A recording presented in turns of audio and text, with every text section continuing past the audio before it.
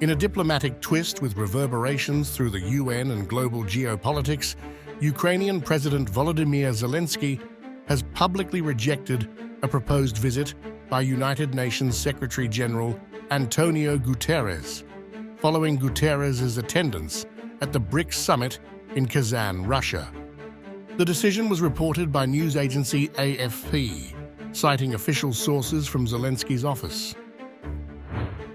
The Secretary-General's participation in the summit marked his first visit to Russia in over 2 years and underscored his stance on seeking diplomatic avenues for peace amid complex global crises. Guterres' presence at the BRICS gathering, which saw leaders from 36 nations, including Chinese President Xi Jinping and Indian Prime Minister Narendra Modi, was viewed as a PR success for Russian President Vladimir Putin. The event showcased Russia's enduring influence, despite Western-led efforts to isolate it diplomatically. Zelensky's office responded swiftly to Guterres' involvement in the summit, citing his decision to attend as humiliating to international law, adding that Ukraine would not confirm a subsequent visit from Guterres to Kyiv. Today, on United Nations Day, it is important that the world does not forget about the goals and principles of the UN Charter and the purpose of creating this organization.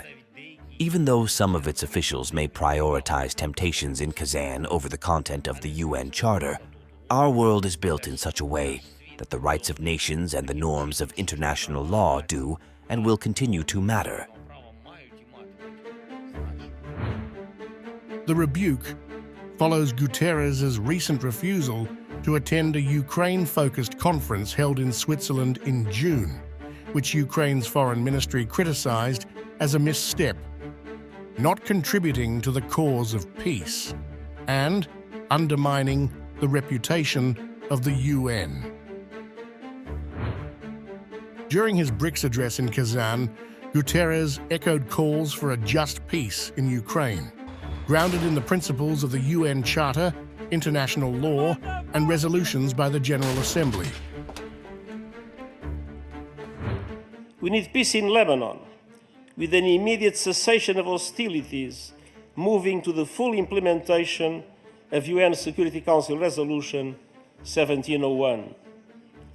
We need peace in Ukraine, a just peace in line with UN Charter, international law, and General Assembly resolutions. We need peace in Sudan, with all parties silencing their guns and committing to a path towards sustainable peace. His remarks also highlighted the importance of multilateralism and international problem-solving, and he urged for an end to conflicts in Ukraine, Gaza, Lebanon, and Sudan. In a session attended by countries considering BRICS membership, including Turkey, Azerbaijan, and Malaysia, Guterres voiced appreciation for the bloc's commitment to addressing global issues through multilateral cooperation, an approach often at odds with Western unilateralism. We must strengthen and update the machinery of peace. This includes reforms to make the United Nations Security Council reflective of today's world.